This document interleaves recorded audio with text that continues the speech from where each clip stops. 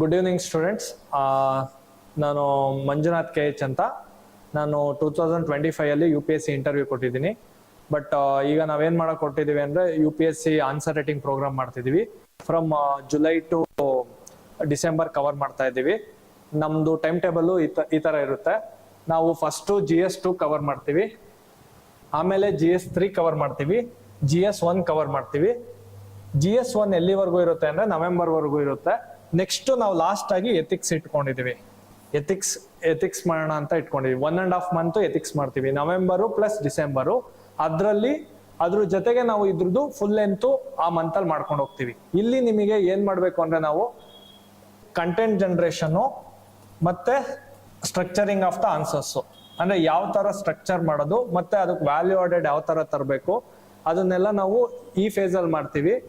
ನವೆಂಬರು ಮತ್ತೆ December face ಅಲ್ಲಿ ನಿಮಗೆ ಪ್ರಾಕ್ಟೀಸ್ ಮಾಡಿಸ್ತೀವಿ. ಸ್ಪೀಡು, ಹ್ಯಾಂಡ್ ರೈಟಿಂಗು ಎಲ್ಲ ಹೆಲ್ಪ್ ಆಗ್ಲಿ ಅಂತ.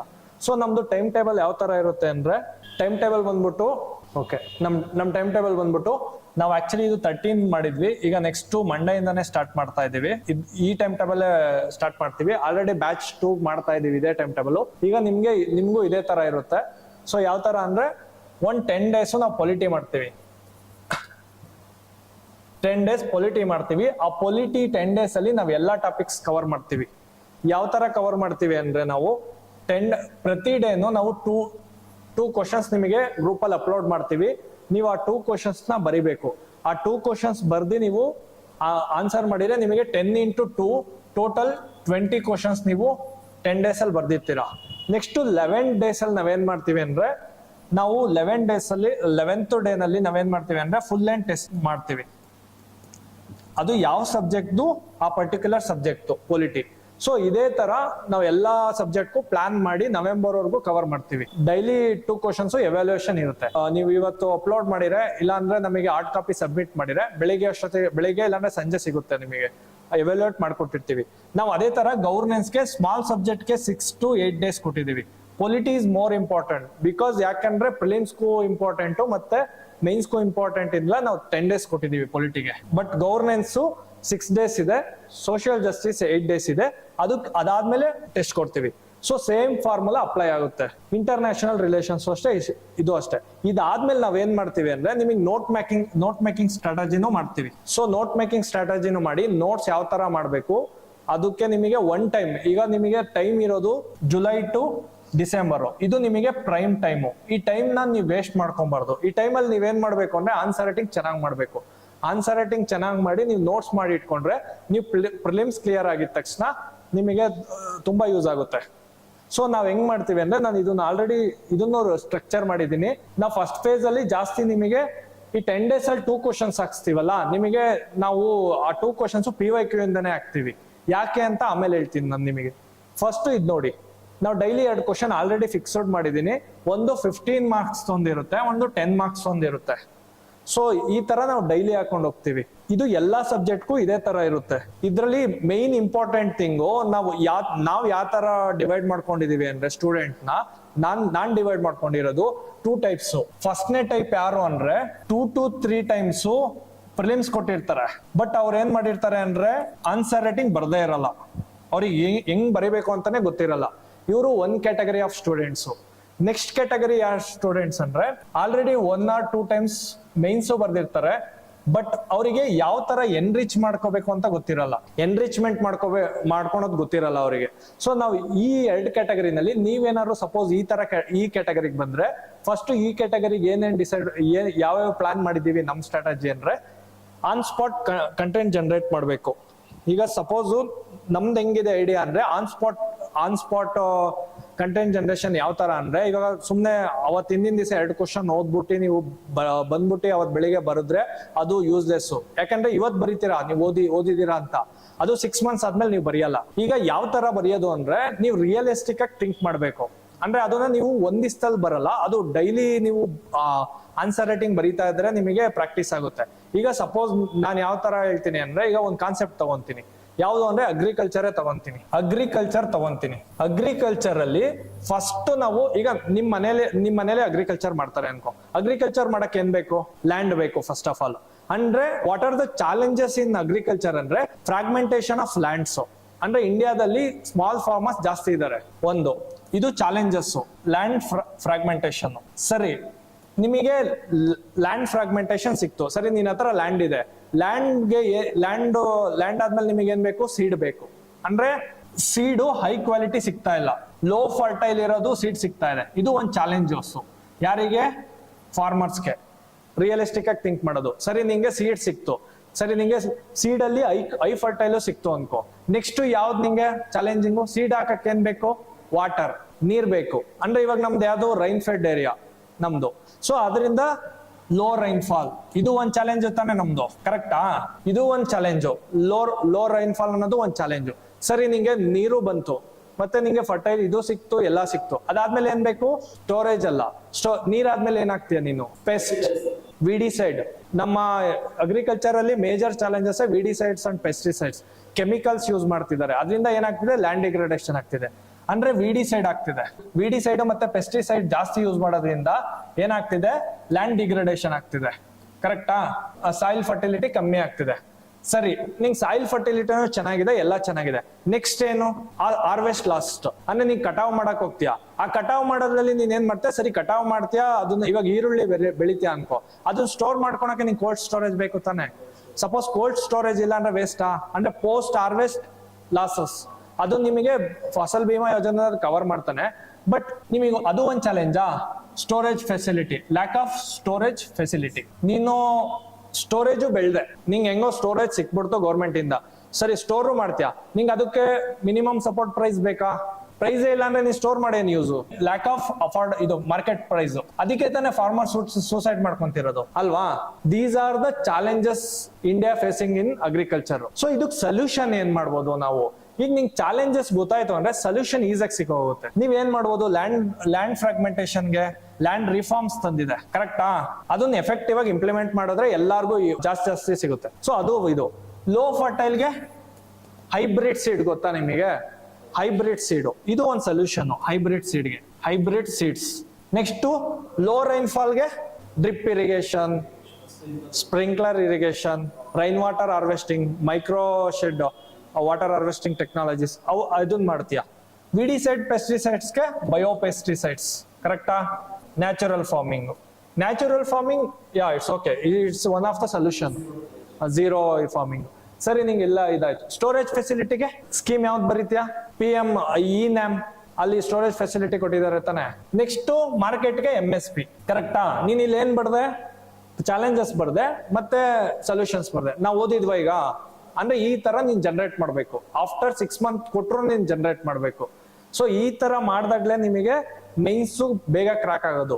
ಇಲ್ಲ ನಾನು ಬರೀ ಥಿಯರಿ ಓದ್ಕೊಂಡ್ ಕುತ್ಕೊಂಡು ಬೆಳಿಗ್ಗೆ ಬರೀತೀನಿ ಅಂದ್ರೆ ಅದೇ ಕ್ವಶನ್ ನೀವು 6 ಮಂತ್ಸ್ ಆದ್ಮೇಲೆ ಬರೆಯಕ್ಕೆ ಆಗಲ್ಲ.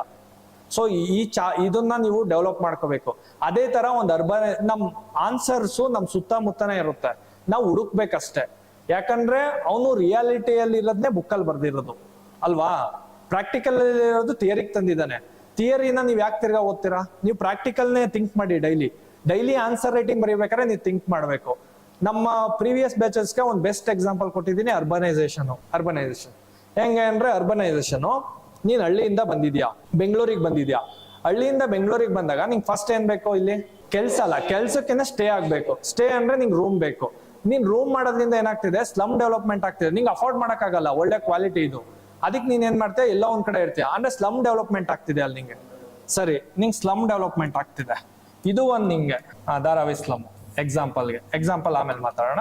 ಸ್ಲಮ್ ಡೆವಲಪ್ಮೆಂಟ್ ಆಗ್ತಿದೆ. ಸರಿ, ನಿಂಗೆ ಇವಾಗ ನಿಂಗೆ ಮನೇನು ಸಿಕ್ತು. ನೆಕ್ಸ್ಟ್ ಏನ್ ಬೇಕು ನಿಂಗೆ? ಬೇಸಿಕ್ ಫೆಸಿಲಿಟಿನಲ್ಲಿ ಫಸ್ಟ್ ಯಾವ್ದು ಬರುತ್ತೆ? ವಾಟರ್. ಅಂದ್ರೆ ಬೆಂಗಳೂರು ಆಲ್ರೆಡಿ ವಾಟರ್ ಫೇಸ್ ಮಾಡ್ತಿದ್ಯಾ ಕ್ರೈಸಿಸ್? ಅದು ಒಂದ. ಇವಾಗ ಆಲ್ರೆಡಿ ಲೋ ರೈನ್ ಫಾಲ್ ಇರೋದ್ರಿಂದ ನಿಂಗೆ ವಾಟರ್ ಕ್ರೈಸಿಸ್ ಇದೆಯಾ? ಹಂಗಂದ್ರೆ ವಾಟರ್ ಕ್ರೈಸಿಸ್. ಅರ್ಬನ್ ಅದೇ ತಾನೇ ಪ್ರಾಬ್ಲಮ್, ವಾಟರ್ ಕ್ರೈಸಿಸ್. ಸರಿ, ನಿಂಗೆ ವಾಟರ್ ಕ್ರೈಸಿಸ್ ಆಯ್ತು, ವಾಟರು ಸಿಕ್ತು ನಿಂಗೆ. ನೆಕ್ಸ್ಟ್ ಫುಡ್ ಒಳ್ಳೆ ಗುಡ್ ಕ್ವಾಲಿಟಿ ಫುಡ್ ತಿಂತಿದ್ಯಾ? ಲೋ ಕ್ವಾಲಿಟಿ ಅಂದ್ರೆ ಲ್ಯಾಕ್ ಆಫ್ ನ್ಯೂಟ್ರಿಷನ್ ಇಲ್ಲ, ಅಂದ್ರೆ ನ್ಯೂಟ್ರಿಷನಲ್ ಪ್ರಾಬ್ಲಮ್ಸ್ ಇದೆ. ಅದಕ್ಕೆ ತಾನೇ diabetes, heart attack, cardiovascular, memory power ಇದು ಮೆಂಟಲ್ ಹೆಲ್ತ್ ಅದೊಂದು. ಸರಿ, ನಿಂಗೆ ನ್ಯೂಟ್ರಿಷನ್ ಸಿಕ್ತು, ಎಲ್ಲ ಸಿಕ್ತು. ನೀನ್ ಈ ಫುಡ್ ಆಯ್ತು, ಫುಡ್ ವೇಸ್ಟ್ ಮಾಡ್ದೆ, ಅದನ್ನ ಏನ್ ಮಾಡ್ತಿದ್ಯಾ? ಡಿಸ್ಪೋಸ್ ಮಾಡ್ತಿದ್ಯಾ. ಅಂದ್ರೆ ನೀನ್ ವೇಸ್ಟ್ ಮ್ಯಾನೇಜ್ಮೆಂಟ್ ಆಗ್ತಾ ಇಲ್ಲ. ಅದು ಒಂದು ಪ್ರಾಬ್ಲಮ್. ಅಂದ್ರೆ ಅದು ಒಂದು problem. Waste management, lac of waste management, lac of waste management. ಸರಿ ನೀನ್ ಇವೆಲ್ಲ ಸಿಕ್ತು. ನೆಕ್ಸ್ಟ್ ನೀನ್ ಏನ್ ಮಾಡ್ತೀಯಾ, ಕೆಲಸ ಹುಡುಕಕ್ ಹೋಗ್ತೀಯಾ. ಯಾಕಂದ್ರೆ ನಿಂಗೆ ಇವೆಲ್ಲ ಸಿಕ್ಕಿದಾದ್ಮೇಲೆ ಕೆಲಸ ಬೇಕಾನೆ, ಮಂತ್ಲಿ ರೆಂಟ್ ಅಫೋರ್ಡ್ ಮಾಡ್ಬೇಕು ಅಂದ್ರೆ ಕೆಲಸ ಹುಡುಕಕ್ ಹೋದಾಗ ನಿಂಗೆ ಬೈಕ್ ತಗೊಂಡ್ ಹೋಗ್ತೀಯಾ ಇಲ್ಲ ಆಟೋದಾಗ ಹೋಗ್ತೀಯಾ, ಏನ್ ಕಾಣಿಸ್ತಿದೆ ಅಲ್ಲಿ ನಿಂಗೆ? ಟ್ರಾಫಿಕ್ ಅಲ್ಲಿ ಸಿಗಾಕೊಂಡಿದ್ಯಾ ಬೆಂಗಳೂರಲ್ಲಿ, ಇದು ಒಂದ್ ಪ್ರಾಬ್ಲಮ್ ತಾನೆ, ಟ್ರಾಫಿಕ್ ಕಂಜೆಷನ್. ಸರಿ, ನಿಂಗ್ ಟ್ರಾಫಿಕ್ ಅಲ್ಲೂ ಹೋಗ್ತೀಯಾ, ಯಾವ್ದೋ ಒಂದ್ ಕಂಪ್ನಿಗೆ ಹೋಗ್ತೀಯಾ, ಅಲ್ಲಿ ನಿನ್ ರೆಸ್ಯೂಮ್ ಕೊಟ್ಟು ಬರ್ತೀಯಾ, ಬಟ್ ನಿಂಗೆ ಎಂಪ್ಲಾಯ್ಮೆಂಟೇ ಸಿಗಲ್ಲ. ಅಂದ್ರೆ ಅನ್ಎಂಪ್ಲಾಯ್ಡ್ ಇನ್ ಯೂತ್. ಅಂದ್ರೆ ಅರ್ಬನ್ ನಲ್ಲಿ ಏನ್ ಮಾಡ್ತಿದ್ದಾರೆ, ಅನ್ಎಂಪ್ಲಾಯ್ಮೆಂಟ್ ಕ್ರೈಸಿಸ್ ಇದೆ. ನೆಕ್ಸ್ಟ್ ನೀನ್ ಅದೇ ದಾರಿನಲ್ಲಿ ವಾಪಸ್ ಬರ್ಬೇಕಾದ್ರೆ ನಿಂಗೆ ಏನಾಗುತ್ತೆ, ಫ್ಲಡ್ ಬರುತ್ತೆ, ಅರ್ಬನ್ ಫ್ಲಡ್ಸ್ ಕೇಳಿದ್ಯಾ? ಮಳೆ ಬಂದ್ರೆ because of concretisation. Urban floods and urban concretisation. ಸರಿನಾ? Heat waves, these are the challenges. ಇದಕ್ ಸೊಲ್ಯೂಷನ್ ಏನ್ ಮಾಡ್ತೀಯಪ್ಪ? ಸ್ಲಮ್ ಡೆವಲಪ್ಮೆಂಟ್ಗೆ ಅರ್ಬನ್ ಮಿಷನ್ ಇದೆ, ಮತ್ತೆ ಮೈಗ್ರೆಂಟ್ಗೆ ಸಪರೇಟ್ ಕಾಂಪ್ಲೆಕ್ಸ್ ಕಟ್ಸ್ಬೇಕು ಅಂತ ಒಂದು ಸ್ಕೀಮ್ ಇದೆ, ಮತ್ತೆ ಅಮೃತ್ ಸಿಟಿ ಇದೆ, ಸ್ಮಾರ್ಟ್ ಸಿಟಿ ಇದೆ. ಕರೆಕ್ಟಾ? ಇದು ನಿಂಗೆ PM ಆವಾಸ್ ಯೋಜನಾ ಅರ್ಬನ್. ಸರಿನಾ? ವಾಟರ್ ಕ್ರೈಸಿಸ್ಗೆ RO purifier, ground water recharge, nature based solution for lakes ಅದೊಂದಾ. ನ್ಯೂಟ್ರಿಷನ್ಸ್ಗೆ ಈಟ್ ರೈಟ್ ಕ್ಯಾಂಪೈನ್. ಕರೆಕ್ಟಾ? FSSAI eat right campaign. Veg ಯಾವ್ದು ನಾನ್ ವೆಜ್ ಯಾವ್ದು, ಅವ್ರು ಇಂಗ್ರೀಡಿಯೆಂಟ್ಸ್ ಏನ್ ಯೂಸ್ ಮಾಡಿದ್ದಾರೆ ಅದೆಲ್ಲ. ನೆಕ್ಸ್ಟ್ ಬಂದ್ಬಿಟ್ಟು lack of waste, solid waste management act. ಕರೆಕ್ಟಾ? Solid waste management act. Next traffic ಈಗೇನು ಬೆಂಗಳೂರಲ್ಲಿ ಏನ್ ತಂದಿದ್ದಾರೆ ಟ್ರಾಫಿಕ್ ಕಂಟ್ರೋಲ್ ಮಾಡಕ್ಕೆ? AI, artificial intelligence, Astram. ನೀವ್ ಬರೀಬೋದಾ ಎಕ್ಸಾಂಪಲ್? ನೆಕ್ಸ್ಟ್ ಅನ್ಎಂಪ್ಲಾಯ್ಮೆಂಟ್ಗೆ skill development programmes in urban areas, PM Svanidhi. ಇದನ್ನ ಬರೀಬೋದಾ, ಸ್ಕಿಲ್ ಡೆವಲಪ್ಮೆಂಟ್ ಪ್ರೋಗ್ರಾಮ್ಸ್. ಸರಿ, ನಿಂಗೆ ಇಲ್ಲಿ ಎಕ್ಸಾಂಪಲ್ ಆಯ್ತು. Next urban concretisation, nature based solutions, sustainable urban planning, remote sensing, proper urban planning, drainage system ಇದ್ ಮಾಡಕ್ಕೆ. ಸೊ ಇದೆಲ್ಲ ನಿಮಗೆ ಚಾಲೆಂಜಸ್ ಬರುತ್ತೆ, ಸೊಲ್ಯೂಷನ್ ಬರೀತ್ಯಾ. ನೀನ್ ಬರೀಬೇಕಾ ಇದೆಲ್ಲ? ನೀನ್ ಇದನ್ನ ಡೈಲಿ ಬರೀತಾ ಇದ್ರೆ ನಿಂಗೆ ಹೆಲ್ಪ್ ಆಗುತ್ತೆ. ನೀನ್ ಸುತ್ತಮುತ್ತ ಇರೋದನ್ನ ಡೈಲಿ 2 ಕ್ವಶನ್ ತಗೊಂಡ್ ಬರೀತಾ ಇದ್ರೆ, ಥಿಂಕ್ ಮಾಡ್ತಾ ಇದ್ರೆ ಆಟೋಮೆಟಿಕಲ್ ಬರುತ್ತೆ. ಇದು ನಾನೇನು ಓದ್ಕೊ ಬಂದಿಲ್ಲ, ನಂಗೆ ಯಾವ ಕಾನ್ಸೆಪ್ಟ್ ಕೊಟ್ರು ನಾನು ಬರ್ದೇ ಬರೀತೀನಿ. ನಾನು ಎಕ್ಸ್ಟ್ರಾ ಏನ್ ಆಡ್ ಮಾಡ್ಬೇಕು ಅಂದ್ರೆ ಜಸ್ಟ್ ವ್ಯಾಲ್ಯೂ ಆಡೆಡ್ ಮಾತ್ರ ಮಾಡ್ಕೊಬೇಕು. ಸೊ ಇದಕ್ ನೀವ್ ಏನೇನ್ ಮಾಡ್ಬೇಕು ಅಂದ್ರೆ ಸ್ಟಾರ್ಟಿಂಗು ನೀವು ಥಿಂಕ್ ಮಾಡ್ಬೇಕು. ಸರಿ, ಸ್ವಲ್ಪ ಓದ್ಲೇಬೇಕು. ಏನ್ ಓದ್ಬೇಕು ಅಂದ್ರೆ, ನಿಮಗೆ ಫಸ್ಟ್ ಕ್ಯಾಟಗರಿ ಸ್ಟೂಡೆಂಟ್ಸ್ಗೆ ಕಂಟೆಂಟ್ ಇರಲ್ಲ, ನಾವು ಥಿಂಕ್ ಮಾಡೋದ್ರು ಕೆಲವ್ರಿಗೆ ಬರಲ್ಲ ಥಿಂಕಿಂಗು. ಆಕ್ಟಿವ್ ರಿಕಾಲ್ ಮಾಡ್ಬೇಕು, ಪ್ಯಾಸಿವ್ ಮಾಡಬಾರ್ದು. ಪ್ಯಾಸಿವ್ ಅಂದ್ರೇನು? ರಿವಿಷನ್ ಅಂದ್ರೆ ಸುಮ್ಮನೆ ಇನ್ನೊಂದ್ಸಲಿ ಓದ್ಕೊಂಡು ಹೋಗುವಂತ ಅದಲ್ಲ. ನೀವು ಆಕ್ಟಿವ್ ರಿಕಾಲ್ ಅಂದ್ರೆ ನೀವು ಅದ್ರ ಜೊತೆ ಮಿಂಗಲ್ ಆಗ್ಬೇಕು. ಈಗ ಸಪೋಸ್ ಯಾವ್ದೋ ಒಂದು ಚಾಲೆಂಜಸ್ ಆಫ್ ಫೆಡರಲಿಸಮ್ ಅಂತ ಇರುತ್ತೆ, ಅದು ನೀವು ಫಸ್ಟ್ನೇ ರಿವಿಷನ್ ಅಲ್ಲಿ ಓದಿರ್ತೀರಾ. ನೀವು ಥಿಂಕ್ ಮಾಡಿ ಏನೇನಿದೆ ಫೆಡರಲಿಸಮ್ ಅಲ್ಲಿ ಅಂತ. ನೀವು ಆಲ್ರೆಡಿ ಓದಿದ್ದೀರಾ ತಾನೆ ಫಸ್ಟ್ನೇ ರಿವಿಷನ್ ಅಲ್ಲಿ. ಸೆಕೆಂಡ್ನೇ ಟೈಮ್ ಅಲ್ಲಿ ಥಿಂಕ್ ಮಾಡಿ, ಮೈಂಡ್ ನಿಮ್ ಮೆಮೊರಿಗೆ ಕೆಲಸ ಕೊಡಿ, ಸ್ವಲ್ಪ ರೀಕಾಲ್ ಮಾಡ್ಕೊಂಡ್ಲಿ. ಏನು ಫೈನಾನ್ಷಿಯಲಿ ಯಾವ್ದಾದ್ರು ಇದಿದ್ಯಾ ಇಶ್ಯೂಸ್, ಲೆಜಿಸ್ಲೇಟಿವ್ ತರ ಯಾವ್ದಾದ್ರು ಇಶ್ಯೂಸ್ ಇದೆಯಾ, ಅಲ್ಲಿ ಆಲ್ರೆಡಿ ಫಸ್ಟ್ ರಿವಿಷನ್ ಅಲ್ಲಿ ಓದಿರ್ತೀರಾ, ಅದು ಸೆಕೆಂಡ್ ರಿವಿಷನ್ ಅಲ್ಲಿ ನಿಮ್ಗೆ ಹೆಲ್ಪ್ ಆಗುತ್ತೆ. ಥರ್ಡ್ ಅಲ್ಲಿ ಇದು ಎಕ್ಸಿಕ್ಯೂಟಿವ್ ಅಲ್ಲಿ ಯಾವ್ದಿದ್ಯಾ, ಯಾವ್ದೋ ಒಂದು ಮಿಸ್ ಮಾಡಿರ್ತೀರಾ ಇಲ್ಲಿ. ಅಲ್ಲಿ ಸಪೋಸ್ ನಿಮ್ಗೆ ಅರ್ಥ ಆಗಿಲ್ಲ ಅಂದ್ರೆ ನೀವು ತಿರ್ಗಾ ಬುಕ್ ತೆಗ್ದು ನೋಡ್ಕೊಳ್ಳಿ, ಅವಾಗ ನಿಮ್ಗೆ ಪಾಯಿಂಟ್ ಆಡ್ ಆಗುತ್ತಾ. ನೀವು ಥರ್ಡ್ ರಿವಿಷನ್ ಮಾಡೋವಾಗ ಏನಾಗುತ್ತೆ ಗೊತ್ತಾ, ನೀವು 4 ಪಾಯಿಂಟ್ ಬರೀತೀರಾ. ಚಾಲೆಂಜ್ ಮಾಡಿ ಹೇಳ್ತೀನಿ, 8 months ಓದಿ ನಿಮ್ ಕಾನ್ಫಿಡೆನ್ಸ್ ಬೇರೆ ಇರುತ್ತೆ. ಮತ್ತೆ ಪ್ರಿಲಿಮ್ಸ್ಗೂ ಸಿಕ್ಕಾಪಟ್ಟೆ ಹೆಲ್ಪ್ ಆಗುತ್ತೆ. ನಾನು ಓದಿದ್ದೀನಿ 22-23 ನಲ್ಲಿ. ಸೆಕೆಂಡ್ ಅಟೆಂಪ್ಟ್ ಕೊಡುವಾಗ ಬರೀ ಇದೇ ಮಾಡಿದ್ದೆ. ಕರೆಂಟ್ ಅಫೇರ್ಸ್ ಫಸ್ಟ್ ಅಟೆಂಪ್ಟ್ ಅಲ್ಲಿ ನೆಗ್ಲೆಕ್ಟ್ ಮಾಡಿದ್ದೆ, ಬಟ್ ಸೆಕೆಂಡ್ ಅಟೆಂಪ್ಟ್ ಅಲ್ಲಿ ಈ ತರ ಮಾಡಿದ್ದೆ. ಅಂದ್ರೆ ನೀನು ಸ್ಟ್ರಕ್ಚರ್ಡ್ ಆಗಿ ಮತ್ತೆ ಪ್ಲಾನ್ಡ್ ಮಾಡಿ UPSC ಮಾಡಿದ್ರೆ ಮಾತ್ರ ಆಗೋದು. ಇಲ್ಲ ಅಂದ್ರೆ ನೀನು ಕೇರ್ಲೆಸ್ ಆಗಿ ಏನೇನೋ ಓದ್ಕೊಂಡು ಹೋಗ್ತೀನಿ ಅಂದ್ರೆ ಆಗಲ್ಲ. ಅದನ್ನು ಯಾವ ತರ ಮಾಡ್ಬೇಕು ಅಂದ್ರೆ, ಈಗ ಆನ್ಸರ್ ರೇಟಿಂಗ್ ಎಷ್ಟಪ್ಪ, 100% ಆನ್ಸರ್ ರೇಟಿಂಗ್ ಅನ್ಕೊಳ್ಳಿ. 100% ಆನ್ಸರ್ ರೇಟಿಂಗ್ ಅಲ್ಲಿ ನಾನ್ ಡಿವೈಡ್ ಮಾಡಿರೋದು 60%, 30% ಮತ್ತೆ 10% ಅಂತ ಡಿವೈಡ್ ಮಾಡಿದೀನಿ. 60% ಏನು ಅಂದ್ರೆ ಆನ್ ಸ್ಪಾಟ್ ಅಲ್ಲಿ ನೀನ್ ಕಂಟೆಂಟ್ ಜನರೇಟ್ ಮಾಡ್ಬೇಕು. ಕಂಟೆಂಟ್ ಅಂದ್ರೆ ಇವಾಗ ಹೇಳಿದ್ನಲ್ಲ, what are the challenges of agriculture urbanisation, ಈ ತರ ನೀನ್ ಆನ್ ಸ್ಪಾಟ್ ಅಲ್ಲಿ ಜನರೇಟ್ ಮಾಡ್ಬೇಕು. ಇದನ್ನ ನೀನ್ ಎಲ್ಲಿ ಕಲಿತೀಯ ಅಂದ್ರೆ ಫಸ್ಟ್ ಫೇಸ್ ಅಲ್ಲಿ ಕಲಿಬೇಕು ನೀನು. ಯಾಕಂದ್ರೆ ಹ್ಯೂಜ್ ಟೈಮ್ ಸಿಗುತ್ತೆ ತಾನೆ ನಿಂಗೆ, ಅದಕ್ಕೆ ಫಸ್ಟ್ ಫೇಸ್ ಅಲ್ಲಿ 60% ಕಲಿಬೇಕು. ನೆಕ್ಸ್ಟ್ 30% ಏನ್ ಕಲಿಬೇಕು ಅಂದ್ರೆ ಈ ಕಂಟೆಂಟ್ಗೆ ನೀವು ವ್ಯಾಲ್ಯೂ ಆಡೆಡ್ ಮಾಡ್ಬೇಕು. ವ್ಯಾಲ್ಯೂ ಆಡೆಡ್ ಅಂದ್ರೆ ಯಾವುದು? ಡೇಟಾ, ಕಮಿಟೀಸ್, ಮತ್ತೆ ರಿಪೋರ್ಟ್ಸ್, ಮತ್ತೆ ಜುಡಿಷಿಯಲ್ ಜಡ್ಜ್ಮೆಂಟ್ಸ್. ಸೊ ಇದು ವ್ಯಾಲ್ಯೂ ಆಡೆಡ್. ಇದು ನೆಕ್ಸ್ಟ್ 30% ಕಲಿತೀರಾ. ಇದು ಇಂಟಿಗ್ರೇಟೆಡ್ ಮಾಡ್ಕೊಂಡ್ರು ಇಟ್ಸ್ ಓಕೆನಾ. ನೆಕ್ಸ್ಟ್ 10% ಯಾವುದು ಅಂದ್ರೆ ಸ್ಪೀಡು, ಹ್ಯಾಂಡ್ ರೈಟಿಂಗು ಮತ್ತೆ ಪ್ರೆಸೆಂಟೇಷನ್. ಇದು 10%. ನಿಮ್ಗೆ ಇವೆರಡು ಬಂದ್ರೆ ಅದು ಆಟೋಮೆಟಿಕಲ್ ಬರುತ್ತೆ. ನಿಮಗೆ ಕಂಟೆಂಟ್ ಮತ್ತೆ ವ್ಯಾಲ್ಯೂ ಆಡೆಡ್ ಕೊಟ್ರೆ ಆಟೋಮೆಟಿಕಲಿ ಸ್ಪೀಡ್ ಬರುತ್ತೆ. ಮತ್ತೆ ಹ್ಯಾಂಡ್ ರೈಟಿಂಗ್ ಇಲ್ಲಿ ಆಲ್ರೆಡಿ ಇಂಪ್ರೂವ್ ಮಾಡಿರ್ತೀರಾ, ಅಲ್ಲಿ ಒಂಚೂರು ಇಂಪ್ರೂವ್ ಮಾಡ್ಕೊಂಡ್ರೆ ಸರಿ ಹೋಗುತ್ತೆ.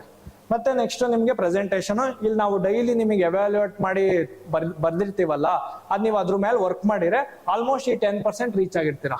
ನೀವು ಯಾವ್ದು ಇಷ್ಟು ರೀಚ್ ಆದ್ರೆ ನೀವು ಆರಾಮ್ಸೆ ಮೀನ್ಸ್ ಕ್ಲಿಯರ್ ಆಗ್ಬೋದು. ಇದು ಸ್ಟ್ರಾಟಜಿ. ನಾವೇನ್ ಮಾಡ್ತಿದೀವಿ ಅಂದ್ರೆ UPSC ಇಲ್ಲಿದೆ, ನಾವ್ ಇಲ್ಲಿದ್ದೀವಿ, ನಾವು ಮೇನ್ಸ್ಗೆ ಆನ್ಸರ್ ರೈಟಿಂಗ್ ಬರೀಬೇಕು. Daily 2 answer writing or 3 answer writing ಬರೀಬೇಕು. ನಾವೇನ್ ಮಾಡ್ತಿದೀವಿ ಬಂದ್ರೆ ಬರೀ ರೀಡಿಂಗ್ ಮಾಡ್ಕೊಂಡ್ ಕೂತಿದೀವಿ, ಒಂದ್ ಆನ್ಸರ್ ರೈಟಿಂಗ್ ಬರೆಯಲ್ಲ. ಇನ್ನೆಲ್ಲಿ UPSC ಕ್ಲಿಯರ್ ಆಗೋಂಡ್ರಾಗುತ್ತೆ ನಿಂಗೆ? ಎಕ್ಸಾಮ್ಗೆ ಏನೇನ್ ರಿಕ್ವೈರ್ಮೆಂಟ್ ಇದೆ ಅದು ಫುಲ್ಫಿಲ್ ಮಾಡಿದ್ರೆ ಮಾತ್ರ ನಿಂಗೆ ಕ್ಲಿಯರ್ ಆಗೋದು.